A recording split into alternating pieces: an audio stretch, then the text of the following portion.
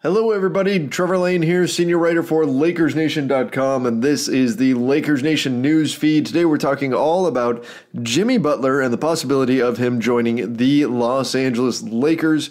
Before we get to that though, quick shout out to our sponsor, betonline.ag. All kinds of betting action going on around the world of the NBA, especially as the playoffs are just getting ready to start. If you want to get in on that action, we can give you 50% sign up bonus. All you have to do is go to clnsmedia.com/LeBron and then punch in the promo code CLNS50 to get your 50% sign up bonus. Again, that's clnsmedia.com/LeBron, and then the promo code is CLNS50. That way they know that you came from us. Okay, so Jimmy Butler, Howard Beck of Bleacher Report, in a piece that I talked about the other day on the air, we were discussing the different ramifications of this piece about the Lakers and free agency in general and where things are headed with LA and where they stand compared to the Clippers and the Nets and the Knicks and these other teams that are going to be chasing top free agents. Well, if you look at everything, there's a little blurb in there in that piece, and this was aggregated by LakersNation.com as well. And Beck says this. He says, rival executives will tell you without hesitation that Durant is bound for the Knicks, that Irving is likely to join him, that Leonard likes the Clippers, that Butler might choose the Lakers unless he chooses the Nets. All right, so that's interesting. First of all, let's take the source with a big fat grain of salt. Rival executives. Look, rival executives want to sow the seeds of chaos. It is in their best interest to, A, make the Lakers look bad. So we're looking at the rest of the piece and we're hearing about them saying all kinds of negative things about the Lakers. Well, of course, they're going to be going against the Lakers, bidding for free agents this summer. They want to make it sound like the Lakers are a complete disaster and a sinking ship and no one would ever want to go there and all of these things. Does it necessarily mean it's untrue or anything? No, they can still be right, but obviously there's going to be some reason to be biased here. So just keep that in mind. We're looking at this. The source is not an unbiased one in this situation, okay, as it is very often. But still, they're suggesting that Kevin Durant and Kyrie Irving are going to team up in New York with the Knicks. Well, Stephen A. Smith recently said that Kyrie Irving is actually going to be sitting down with the Lakers at some point, and we could see LeBron and Kyrie round two, see them team up again, but this time in Los Angeles. And wouldn't that be sweet to steal a player away from the Boston Celtics? But assuming Beck is right and that Irving does eventually go to New York and that Kawhi Leonard goes to the Clippers, that does sort of leave the Lakers in a lurch. Where are they going to turn if those big names are off the board? And of course, KD and Kyrie and Kawhi, those guys are probably on a different tier. And let's assume for a moment that Klay Thompson stays with the Golden State Warriors. Then the names are going to start dwindling very quickly, and then you have to look at sort of the next tier of stars, and Jimmy Butler is, you could maybe put him in that top tier, maybe you put him at the top of the second tier, depending on how you want to rank things, but Jimmy Butler is certainly an interesting fit. All right, he's an interesting name, but he's one that I know a lot of Lakers fans aren't too excited about. They aren't as thrilled with the idea of getting Jimmy Butler, and I think a lot of that stems from his exit from Minnesota, the way that all went down, where it was a giant mess, and Jimmy Butler was not pleased with being in Minnesota, wasn't pleased with the young team around him, specifically wasn't working well with the young players, something that we heard may have also happened in Chicago. That's not necessarily a good sign for a Lakers team that has a lot of young players like Kyle Kuzma and Lonzo Ball and Brandon Ingram. Do you want to bring in a guy like Jimmy Butler, who has brought a decent amount of drama with him to his last couple of stops? We've heard a few little hiccups here and there with the 76ers, but he's obviously a talented player. And the Lakers need talent. They need to put somebody next to LeBron James, and Jimmy Butler could indeed be that guy. But I totally get the hesitation if some fans don't want to see him in purple and gold, if only because of the personality issues, in which case I would assume that you also wouldn't want to see DeMarcus Cousins in purple and gold, another kind of tier 2 player that the Lakers could be looking at this summer if the top guys do look elsewhere. Now, the 76ers themselves, they're not going to be super excited about letting Jimmy Butler go. They're going to do everything they can to bring him back, right? I mean, they traded Dario Saric and Robert Covington and two guys they liked quite a bit in order to get Jimmy Butler, thinking that he would be that piece. And then they went and added Tobias Harris, thinking that those guys combined with Ben Simmons and Joel Embiid would be the pieces that were going to lead them into the future. So don't count the Sixers out in this. They're not going to be interested in seeing these guys go elsewhere.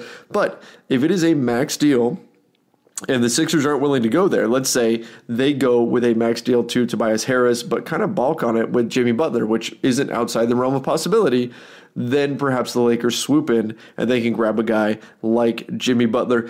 Kind of similar to the way Golden State is with Klay Thompson. Look, if Golden State offers Klay Thompson a max deal, he's staying. That's it. That's the end of the story. I don't see that going down any other way. If they don't offer him a max deal, however, then maybe the Lakers become an option. So Jimmy Butler kind of similar, where if the 76ers aren't willing to commit a full 5-year max deal to him, then perhaps he looks elsewhere, and perhaps that lands him with the Lakers. Now, the next concern that we hear quite a bit in regards to Jimmy Butler, not just personality, we're hearing it's the age and it's the mileage, which of course brings me to my Indiana Jones reference from Raiders of the Lost Ark, where Indy, I'm paraphrasing, says something to Marion along the lines of, it's not the years, it's the mileage. Well, with Jimmy Butler, it's actually both the years and the mileage. So check this out. Jimmy Butler, if the Lakers were to offer him a max deal, which is what they would almost certainly have to give him, he would be, for the next 4 years, which is the maximum number of years they can offer, for the 4 years, you would have him through the age 30 season through his age 33 season. And at age 30, he'd be making almost $33 million. At age 31, he'd be making a little over $34 million. These was with standard 5% raises. At 32, he'd be making $36 million. And at 33 years old, in the final year of the contract, Jimmy Butler would be making nearly $38 million. If those numbers make you feel a little bit queasy thinking about paying a 33-year-old Jimmy Butler that much money, let me now throw in his minutes. Now, right now, Jimmy Butler's minutes are not bad. The Philadelphia 76ers have done a decent job of reining in his minutes, knowing that he's starting to get a little bit older. Not that he's old at this point, but he's starting to get a little bit older. So for this season, for the 2018-2019 NBA season, he is 27th in the NBA in minutes per game.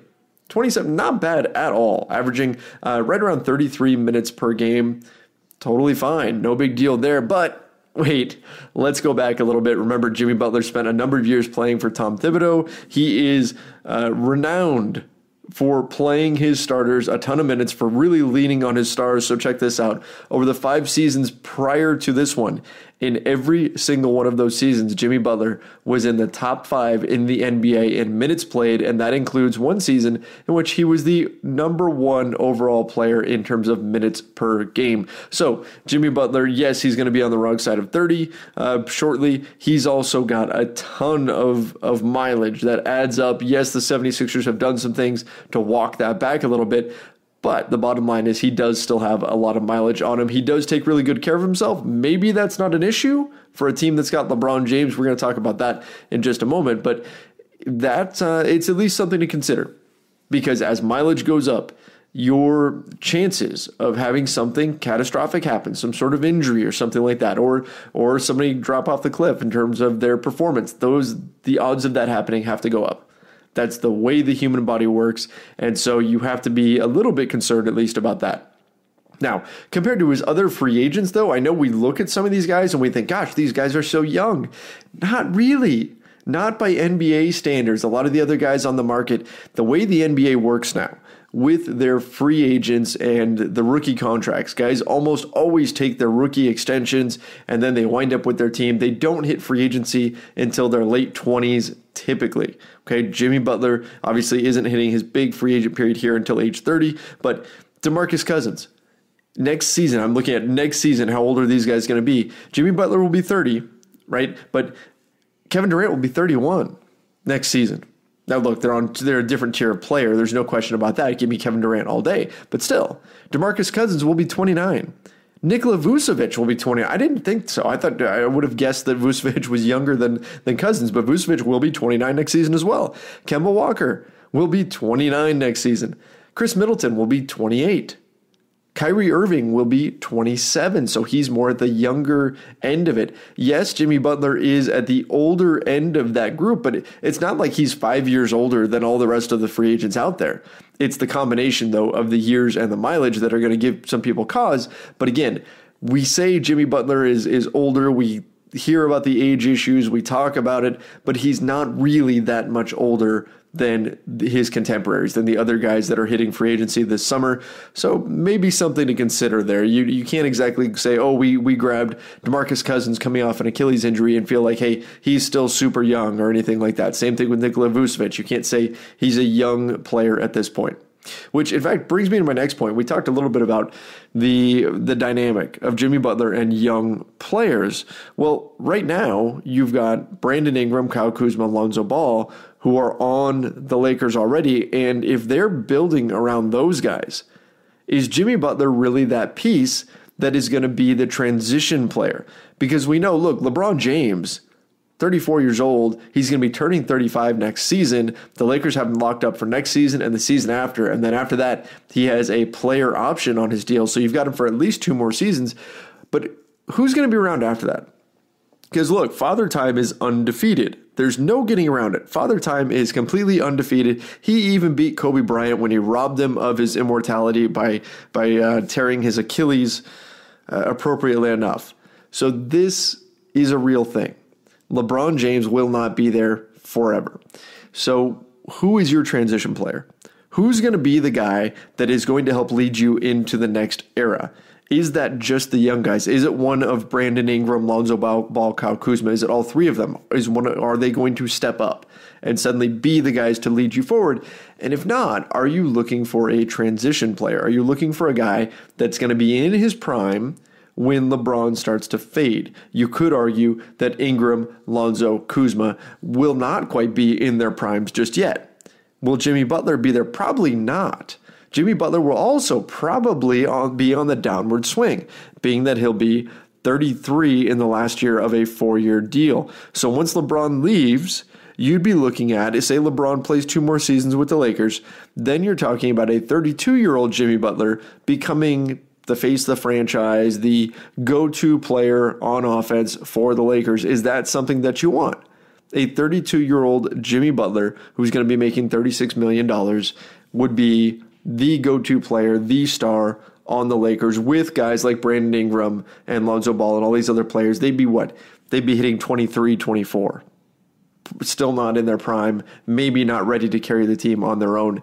Is that what you want? Or do you focus more on a guy like Kyrie, who's 27, and then let's say LeBron starts to tail off in a couple of seasons, then you've got like a 29-year-old, maybe just turning 30-year-old Kyrie Irving. To me, that sounds a little bit more appealing than the Jimmy Butler route, than going that way.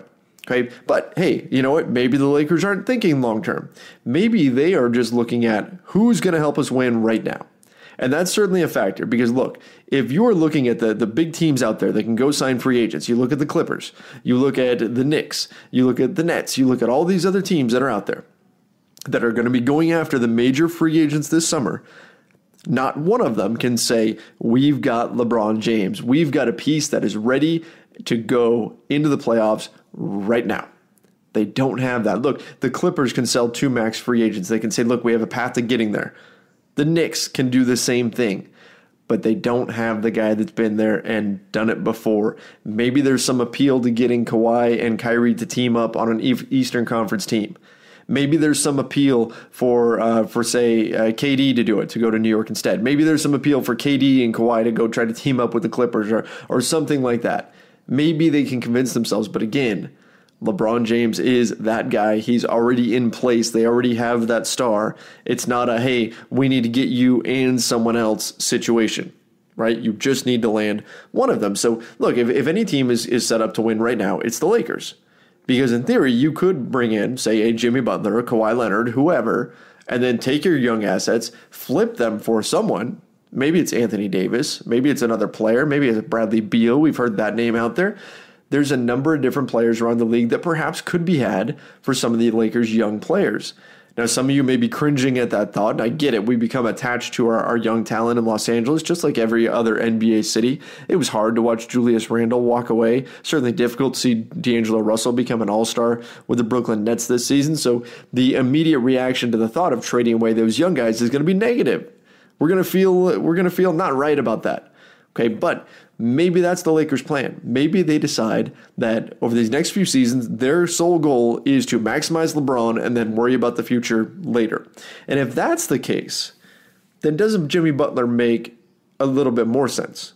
And again, I'm not saying that's the right move. I know most fans would say, hey, we need sustained success, not just success over the next few seasons. But if you're not worrying so much about the future and you're going to use those young guys as trade chips, and maybe you're going to go try to get some win now pieces for them, Jimmy Butler becomes a more sensible direction to go. Okay, now look, if all the other guys are off the board, Kyrie and KD and Middleton and Kemba and all of them, if those guys are all off the board, and throw Kawhi into that as well and everybody else, Clay, those guys are all off the board, that Jimmy Butler still, he makes some sense on his own. Okay, even with the young guys, even with the personality clashes and all those sorts of things. But if you're going to trade the young Lakers, there's no reason not to bring in a Jimmy Butler because you're going all in, right? You're pushing your chips in. You're not even counting on building for the future. You're saying, we have LeBron right now. Let's go get something done right now.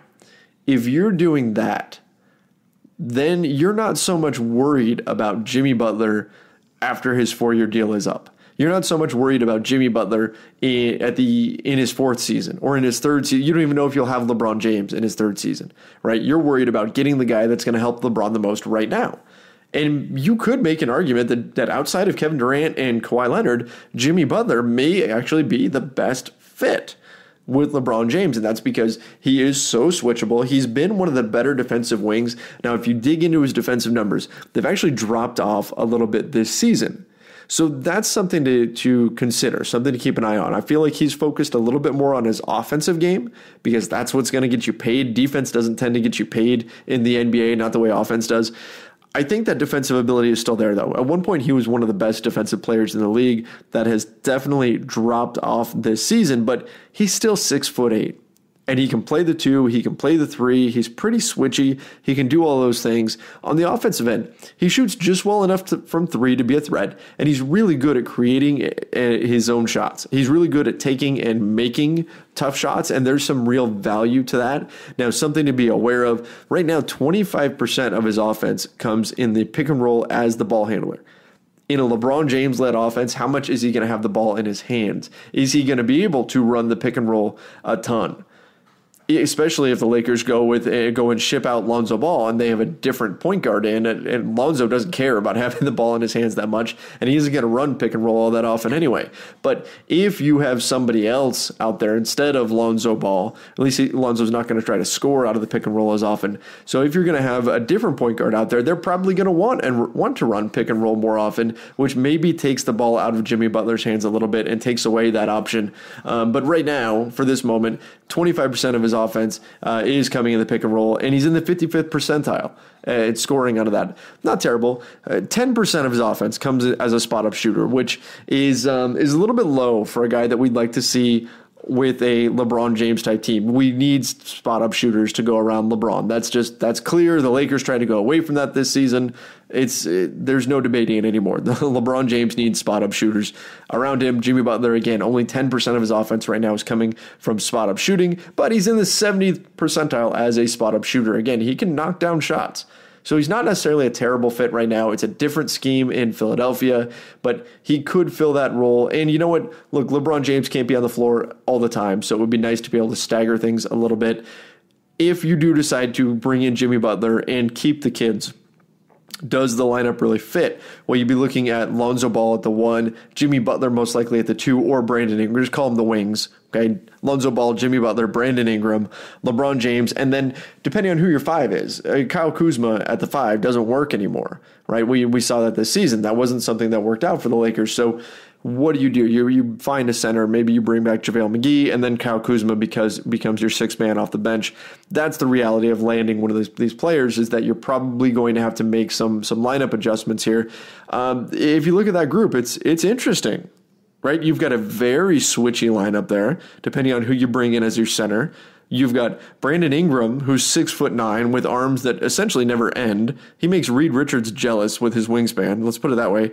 Jimmy Butler, who's 6'8", average wingspan, doesn't have the long arms like Brandon Ingram does, just has normal wingspan. But That's okay. He's still able to switch quite a bit and can really dig in defensively. LeBron James can switch quite a bit defensively when he's locked in. We've seen, some lack of effort there. Lonzo Ball, 6'6" at the point guard spot and does a really nice job defensively. So I think there's something to that. There's something to that lineup that's interesting. Unfortunately, there's still a lack of shooting. Okay, Jimmy Butler isn't a dead-eye shooter or anything like that, but he can knock down shots. Butler can hit enough to be at least somebody that you have to cover.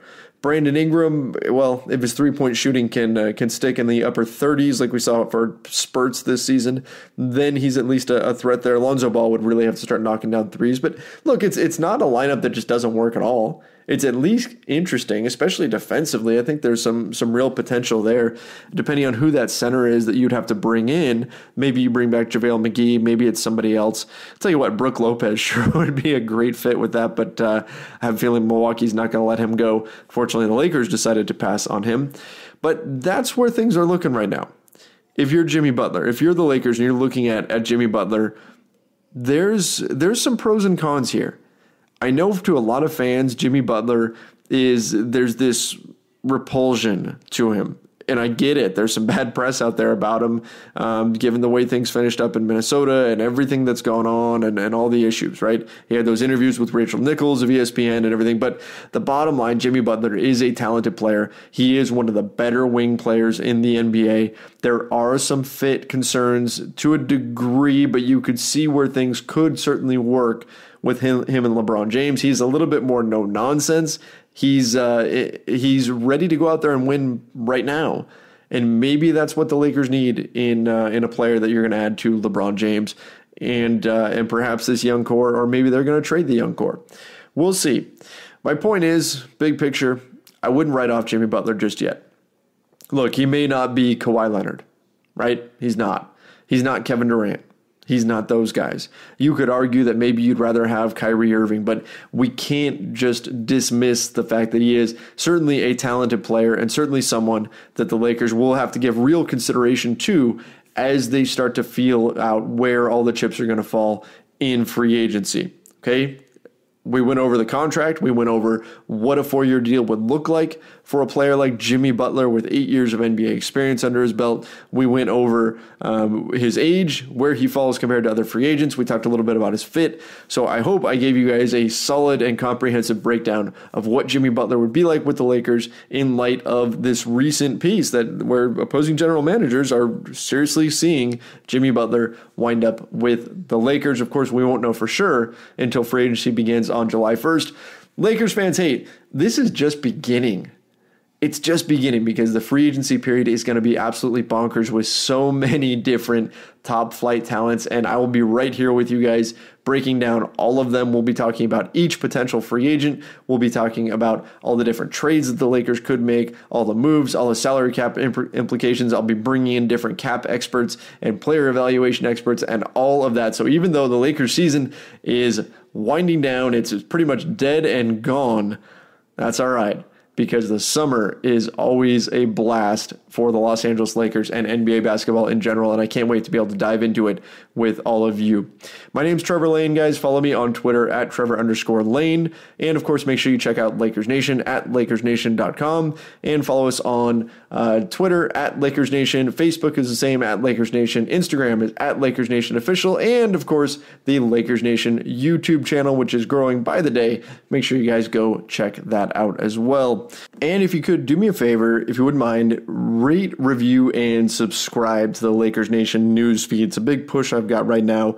If you could go on to iTunes, rate, review, and subscribe to the show. I'll give a shout out to some of the people who are throwing out some of the best comments in the review section. Please give us your best review. We'd love a 5-star review. Go ahead and find us on there on iTunes. Again, the Lakers Nation news feed. Till next time, see ya.